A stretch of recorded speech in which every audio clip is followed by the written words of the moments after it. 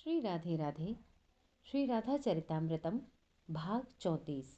प्रसंग महाकाल का प्रेम रूप गोपेश्वर महादेव। प्रेम में अहंकार का प्रवेश कहाँ? क्या ये बात सच नहीं है कि पुरुष का अर्थ ही अहंकार होता है? प्रेम की धरातल पर पुरुष का प्रवेश कहाँ है? वहाँ तो सब गोपी हैं। हाँ, पुरुष है भी तो एक ही, वे हैं श्री कृष्ण। दिव्य सरोवर है एक, इसका दर्शन भी आज ही हुआ है। ये सरोवर बड़ा अद्भुत लग रहा है। क्या इस सरोवर का भी कोई इतिहास है? अगर मैं वज्रनाभ अधिकारी हूँ तो मुझे बताइए। वज्रनाभ ने हाथ जोड़कर महर्षि शांडिल्य से प्रार्थना की थी। हे यदुवीर वज्रनाभ, जिस सरोवर का तुम दर्शन कर रहे हो, इस सरोवर का नाम है मानसरोवर, महर्षि ने बताया। हाँ, देखो, इसमें नाना प्रकार के हंस आते हैं और यहाँ विहार करते हैं। हे वज्रनाभ, उन पंक्तिबद्ध होकर आ रहे हंसों को देखो। ये सप्तऋषि हैं जो रात्रि में यहाँ आते हैं और विहार करते हैं। आकाश में देखा वज्रनाभ ने तो दिव्य 7 हंस उड़ते हुए आ रहे थे आकाश मार्ग से। वे बड़े ही दिव्य लग रहे थे। आते ही उन सभी ने मानसरोवर में स्नान किया, फिर उसी में किलोल करने लगे थे। महर्षि उठ गए और उठकर उन्होंने ऋषियों को प्रणाम किया। चलो वज्रनाभ, तुम्हें आज मंगलों का भी मंगल करने वाली स्थली के दर्शन कराता हूँ। इतना कहकर उस मानसरोवर से उठकर कुछ ही कदम आगे गए थे। वहाँ एक कुंज था, लताओं का प्राकृतिक बना हुआ कुंज। उस कुंज के बीचों बीच एक अत्यंत प्रकाश पुंज शिवलिंग था।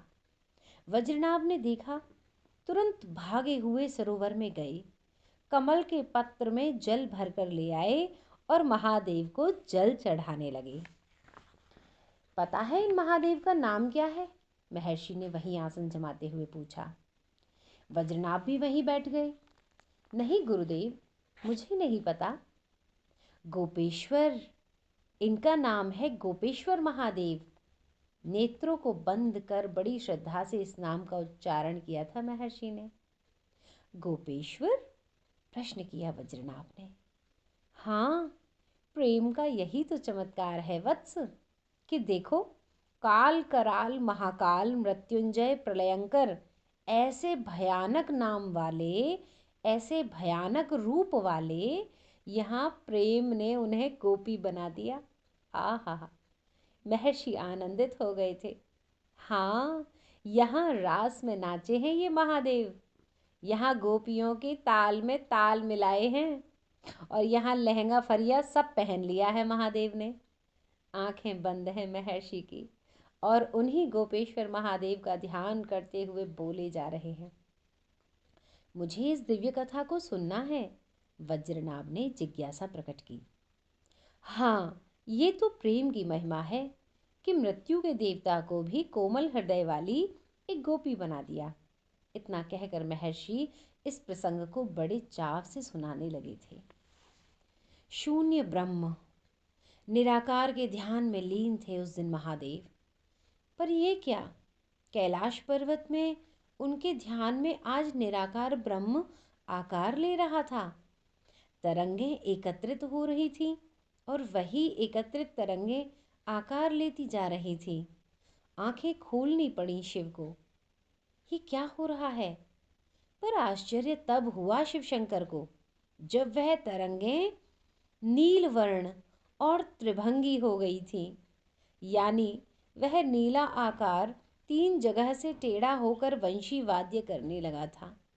हजारों हजार सुंदरियां, समस्त प्रकृतियां दौड़ी चली आई थी उनके पास। आश्चर्यचकित हो उठे थे महादेव, ये निराकार ब्रह्म। पर और आश्चर्य तब हुआ महादेव को जब यह नील ब्रह्म अपनी ही उन अंशभूता गोपियों के साथ नाचने लगा था। ओह, इस दृश्य को देखते ही उछल पड़े थे भगवान त्रिपुरारी। उनके पास में रखा डमरू अपने आप बज उठा था। पार्वती माता दौड़ी दौड़ी आई। आप समाधि से उठ गए नाथ, पार्वती माँ ने हाथ जोड़कर प्रार्थना की। हाँ, पर पार्वती, तुम इतना तैयार होकर कहाँ जा रही हो? वो देवी लक्ष्मी आई थी, ब्रह्माणी भी आई थी, कह रही थी कि श्रीधाम वृंदावन में महाराज होने वाला है, तो अंतरिक्ष से हम सब देखेंगी। पार्वती जी ने कहा। मैं भी चलूँगा और मैं भी दर्शन करूँगा, महादेव ने कहा और चल पड़े। अरे, ऐसे कैसे चल रहे हो? उस महाराज का दर्शन कोई पुरुष नहीं कर सकता। पुरुष को दर्शन का अधिकार भी नहीं है। मुस्कुराए महादेव। देवी, उन ब्रह्म ने मोहिनी का रूप धारण कर मुझे मोहित किया था। आज मेरी बारी है, पर मैं क्या कर सकूंगा? साक्षात श्री राधा रानी जिनके बाम भाग में विराजमान रहती हैं, मैं क्या मोहित कर सकूंगा उन श्री कृष्ण को? पर मैं जाऊंगा अवश्य। मैं उस महाराज का आनंद अवश्य लूंगा। फिर विचार करने लगे शिवशंकर, कहीं मुझे रोक दिया तो? क्योंकि महाराज में सभी गोपियां ही होंगी। आंखें बंद कर ली महादेव ने, तुरंत खोली। ओह, ललितांबा त्रिपुरा सुंदरी श्री राधा रानी की मुख्य सखी हैं। तो फिर ठीक है, फिर मुझे वही उपाय बता देंगी। ऐसा विचार करते हुए महादेव वृंदावन की ओर चल पड़े थे। पार्वती जी पीछे से आवाज देती रहीं, पर महादेव कहाँ सुनने वाले थे। आप नहीं जा सकते, वृंदावन की सीमा में ही रोक दिया सखियों ने महादेव को। वैसे तो सैकड़ों देवता रुके पड़े थे, कहीं से भी उस महाराज का दर्शन मिल जाए, ऐसी ही आस थी सभी को। महादेव को जाते जब देखा सभी देवताओं ने, सब उनके पीछे लग गए। अरे, आप तो महादेव हैं, आपको तो प्रवेश मिलेगा ही, तो हमें भी। देवताओं ने प्रार्थना करनी शुरू कर दी। पर ये क्या, सखियों ने तो जाते हुए महादेव को भी रोक दिया। आप नहीं जा सकते? आप इतना भी नहीं समझ रहे क्या कि इस महाराज का दर्शन मात्र स्त्रियों को ही संभव है? ये प्रेम का दिव्य दर्शन है। अहंकार ओढ़कर इसका दर्शन नहीं किया जा सकता। ये गोपियां भी साधारण नहीं हैं। अच्छे अच्छे देवताओं और ऋषियों को भी ये समझा रही थीं, पर कौन इस महाराज के दर्शन का लोभ छोड़ सकता था? पर मुझे जाना है, महादेव फिर जाने लगे। बाबा, समझ में नहीं आ रहा, आपको जाने नहीं दिया जाएगा। अच्छा अच्छा, ललता सखी कहाँ है? भगवान शंकर ने पूछा। क्यों, जानते हो आप ललता सखी को? सखी ने पूछा। हाँ, हमारा पुराना परिचय है, बुलाओ तो, महादेव ने कहा। ललिता सखी बहुत व्यस्त थीं। महाराज की तैयारी हो रही थी भीतर। उस तैयारी को देखने वाली मुख्य ललिता सखी ही थी। उस सखी के कहने पर भी ललिता सखी बाहर नहीं आई। तब वहीं महादेव ध्यान लगाकर बैठ गए। तंत्र मंत्र की अधिष्ठात्री त्रिपुरा सुंदरी ये महादेव के हृदय में ही तो रहती हैं। तुरंत उपस्थित हुई भगवान शिवशंकर के सामने। आप यहाँ? ललिता सखी हंसी। हाँ, हमारी भी इच्छा हुई कि महाराज का दर्शन किया जाए, इसलिए हम आ गए, हंसते हुए महादेव ने कह दिया। पर आप कैसे दर्शन करेंगे? ललिता सखी ने मना कर दिया। क्योंकि पुरुष का प्रवेश नहीं है भीतर। ललिता सखी ने कारण भी बता दिया। तो मुझे गोपी ही बना दो, महादेव मुस्कुराते हुए बोले। क्या? मुस्कुराते हुए चौंकी ललिता सखी। हाँ, मैं इस प्रेम लीला के दर्शन करूंगा, भले ही कुछ भी करना पड़े।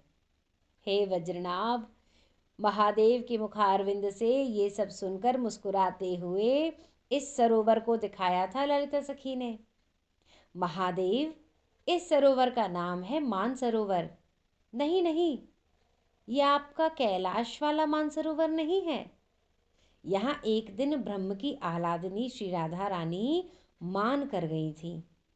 तब बड़े परिश्रम से उन्हें मनाया था तुम्हारे ब्रह्म ने, साकार ब्रह्म श्री कृष्ण ने, ललिता सखी ने बताया। तब से इस सरोवर का नाम मान सरोवर पड़ गया है। जो इसमें स्नान करता है, प्रेम देवता उसके अहंकार को नष्ट कर देते हैं। सखी भाव जग जाता है उसके अंदर, ललिता सखी ने कहा। भगवान शंकर आनंदित हो उठे। मानसरोवर में गए हैं, उस सरोवर में सीधे जाकर एक गोता लगाया है। उसी समय भगवान शंकर का रूप बदल गया, वे गोपी बन गए। सुंदर सी गोपी, जटाएं भी उनकी शोभा ही बढ़ा रही थी। गौर वदन की गोपी, अच्छी खासी मोटी ताजी गोपी, लहंगा फरिया पहने हुए 16 श्रृंगार में सजी थी ये गोपी। नजर न लग जाए मेरे गोपेश्वर को, हंसी ललिता सखी। सांप बिच्छू सब लहंगा के भीतर छिप गए। बड़े बड़े नयन, नशीले नयन। ललिता सखी ने कुछ थोड़ा बहुत सजा दिया था, कुछ संवार दिया और लेकर चल दी गोपेश्वर को। दिव्य रास मंडल है, अब रास शुरू होने ही वाला है। यमुना के पुलिन में श्याम सुंदर उठे, अपनी श्यामा को उठाया, वाम भाग में श्री राधा रानी को लिया और वर्तुलाकार बना। सारी सखियां नाच उठी। मध्य में श्याम सुंदर, वाम भाग में श्री राधिका, गोपियां हजारों की संख्या में। चांदनी रात्रि है, चंद्रमा अपनी पूर्णता में खिला है। नृत्य शुरू हो गया, गायन शुरू हो गया, रागों का आलाप भी शुरू हो गया। वीणा बज रहे हैं, मृदंग की थाप पर सब थिरक रही हैं। ललिता सखी लेकर आई महादेव को। सबका ध्यान ललिता सखी के ऊपर गया और ललिता सखी के साथ में आई गोपी के ऊपर भी गया। श्री कृष्ण ने ध्यान से देखा अपने महादेव को, हंसे, खूब हंसे श्री कृष्ण। कृष्ण को हंसते हुए देखा तो महादेव भी हंस पड़े। सबको छोड़ दिया श्री कृष्ण ने और अपनी नई गोपी के साथ नाचने लगे। हंसी रुक नहीं रही थी श्री कृष्ण की। पर ये क्या, सांप निकला भीतर से, क्योंकि ये सब भीतर ही छुपे थे। पर इन्होंने जब देखा कि हमारे मालिक को कोई पकड़ रहा है तो ये सब बाहर आ गए। शंकर जी ने मन में सोचा, ये पोल पट्टी खोलेंगे। पकड़ा सांप को और दबा दिया, पर अब तो बिच्छू भी निकलने लगे।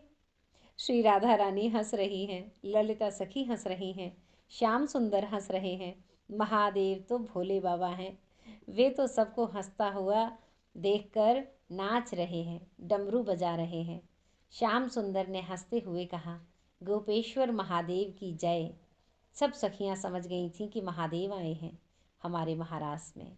वृंदावन आनंदित हो उठा था। शरद की निशाज धन्य हो रही थी। देवी पार्वती, ये तो तुम्हारे पति महादेव शंकर हैं, लक्ष्मी जी ने पार्वती जी से कहा। ये सब अंतरिक्ष से महाराज की लीला का दर्शन कर रही थी। हाँ, ये तो मेरे ही पति हैं, मैंने मना किया था, पर ये तो गोपी बन गए हैं, देवी पार्वती ने झेपते हुए कहा। मैं जाती हूँ और देख कर आती हूँ। देवी पार्वती को अच्छा नहीं लगा और वे वृंदावन आई।